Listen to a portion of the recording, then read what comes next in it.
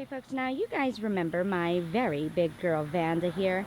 This is the one that I was actually contemplating on doing a propagation on because she was just not that healthy at all, and I just felt that it would be better to perhaps propagate her and have some more plants. So indeed I gave her the ultimatum. I said, look here gal, if you don't straighten up after I dedicate myself to taking better care of you, making sure you're getting the water that you're needing, and if you don't straighten up your act, I guarantee you I will take the knife to you and I will snip, snip, snip, or slice, slice, slice. Well, let me tell you folks, she absolutely heard me and she decided to fight back, indeed, by unleashing her roots. I want to show you something. Oops, let me get a closer look and let me focus. And let's see if we can see it. Come on, gal, show your stuff. Okay, do you see that, guys? Do you see what I see? That, my friend, is a spike that is about to come up. Okay, folks, so here we are. Wanted to do an update on my big girl Vanda. Remember, she was the one that was not doing very well. But as you can see now, her beautiful spike has grown quite considerably, and it is no longer that ball shape at the very tip, but now you are definitely seeing a defined shape in all of the buds. You're actually seeing some colorations also come into these buds as well. This is a very deep magenta, if I remember correctly, because I think 4 years ago is when she bloomed for me. She was like a very spotted, kind of similar to this one right here. Of course, not as big. I think her blooms were actually smaller. So here we are, folks, and soon, I would say maybe in about 2 weeks or sooner, she'll be in bloom. And the thing that I love absolutely most about my big girl Vanda is indeed she has shown me the difference between what it is to neglect an orchid, a Vanda in her case, and what a difference she will give you if you take care of her properly. So indeed, she has inspired me to get the rest of her brothers and sisters. And I think right now, folks, last time I counted, I think I'm at 13 Vandas. Yeah, quite a lot, right guys? But you know what? I'm so happy with them.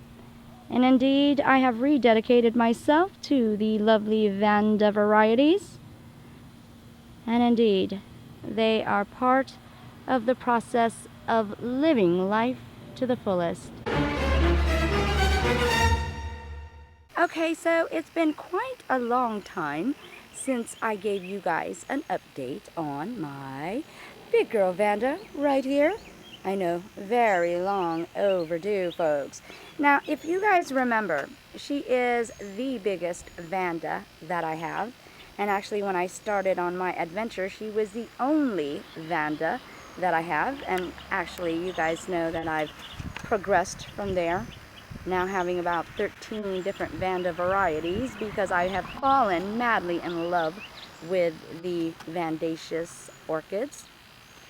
And I definitely wanted to show you her because when we first started on our mission, this Vanda right here was in such bad condition because, of course, I neglected her and really didn't understand the importance of giving the orchids exactly what is required. And since then, I have learned, because I definitely have seen the difference of what it truly makes. So this Vanda right here I've had for 4 years. She's only bloomed for me one time. So the last time that she bloomed was actually 3 years ago. And I started on my mission 4 months, saying that I would take care of her, giving her her daily waterings, of which I have done. And all of these roots right here were not there. I mean, she went root crazy on me when I started to really give her the watering that she needed. As you can see here, even this root right here, which I thought was kind of not really well, I actually thought this was dead. And as you can see, I mean, she's even grown roots from that weakened portion of her root system.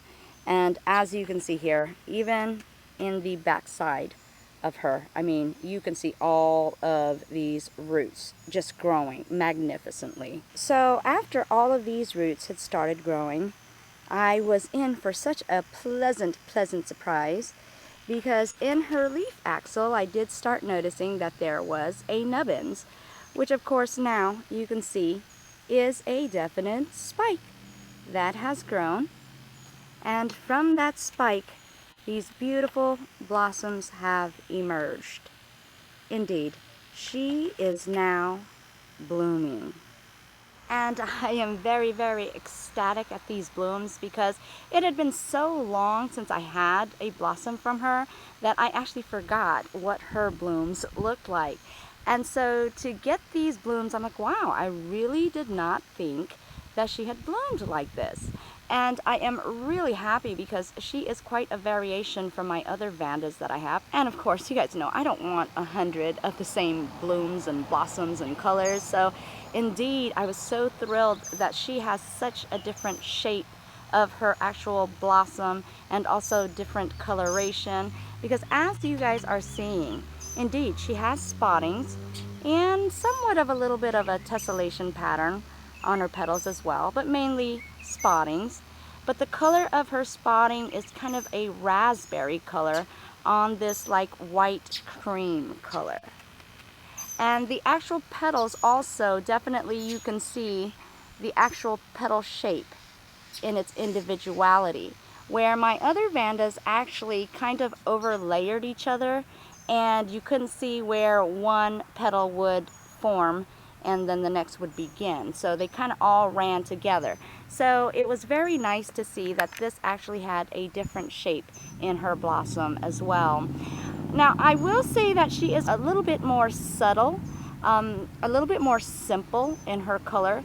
Definitely has nice splotches and spottings that stand out, but still, because of her color, it's a little bit more subtle, more simplistic, but definitely she adds quite a beauty, a simple beauty to my garden. So I am just ecstatic at this simple beauty. And of course, her blossom is not as big as my other blossoms. It's kind of more of a medium size, and the other ones are more or less a larger size blossom. But indeed, she has such characteristic and such a simple beauty that I can't help but to adore her as well. Definitely very, very happy with my very big Vanda girl. And folks, I really do have to say I am quite ashamed of myself, because I have shown you this Vanda in all of her nakedness, from her root system to her buds to her spike to her blossoms, and I didn't even properly introduce you to her. So I definitely want to show you exactly what she is. She is considered an Aranda Jirac heartthrob, or J-Rac heartthrob. So definitely, if you're interested in her type, that is what she is. And again, very beautiful, very happy with her. And definitely this is living proof that indeed it is that critical that you give your orchid exactly what it needs in order to thrive and flourish and become the magnificent plant that they are intended to be. And folks, just as a side note, I actually have another agenda with her, and I feel kind of bad because I told a little white tale in the regards of something that I said I would not do, and I'm feeling like I'm a little bit reneging on my contract here. But folks, I really have to tell you that I think it's really going to benefit her by me doing this, because as you guys can see, she is pretty much top heavy. I mean, she's slanted to this side right here. And if I move her just a little bit, I mean, you will see her just really sway. And you know what? I am really afraid that eventually this right here, with a strong gust of wind, this will actually snap and really injure her. So what I'm thinking of doing with her is exactly what I had said before, is to propagate her. And I'm gonna kind of steer away from the rules and regulations of how they say to propagate a Vanda. And I'm going to go off of my knowledge and also of my inkling of what will happen because of what I have already seen thus far with a lot of varieties of orchids and how they grow and how they are just so aggressive in their want to survive. So I'm going to try a very extreme propagation on her. And again, I am not going to follow the rules. So I'm going to develop my own method of propagation, and we're definitely going to see how it works. Okay, and in regards to extreme propagations, if you guys have followed my adventures, you guys will remember this extreme propagation that I did on this Phalaenopsis orchid, in which I learned exactly how aggressive they are in their want to survive. So there's many things I've learned in this experiment. So therefore, I'm going to use that knowledge and use it also for my extreme Vanda propagation as well.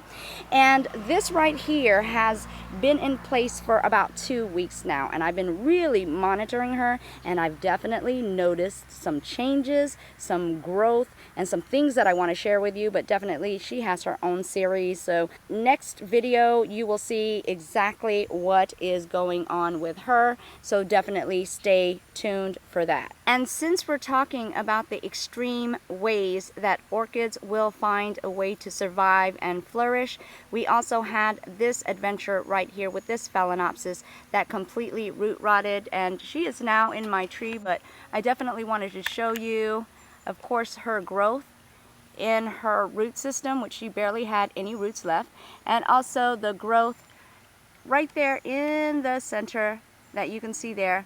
That is a new growth considered to be a future keiki and a future orchid plant.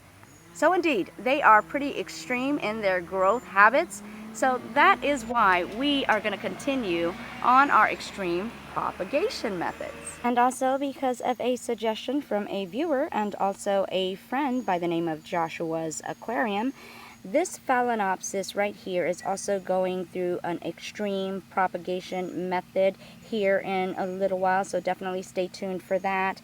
But here we're going to really be dealing with her root system and also the foliage system. And I'm going to show you how to do something that, you know what, is really, really extreme. And yeah, the way it appears in the video that I watched, I don't quite know if it's going to work. I mean, I know one part of it's going to work, but the other part, I don't know. But you know what? She really has this root system that's so enormous. I can't even show you. I mean, it's throughout this entire pot. She's an older gal, even though she looks younger because she's lost all of her leaves. But she has definitely been very unhealthy for this season, and definitely her blooms were coming in, but then they all bud blasted. So that really told me that something needs to be done here. And I really think the next propagation method that I'm going to do on this fowl is really going to help her out. So definitely stay tuned for that one. So definitely, folks, that is our next mission with my big girl Vanda right here. I definitely think she is up for the challenge. I think she can handle it. And in the end, I think she will be so much more happier. So as I will also be, because I will have all sorts of new plants from this big girl Vanda. Thank you for watching, and please stay tuned for more.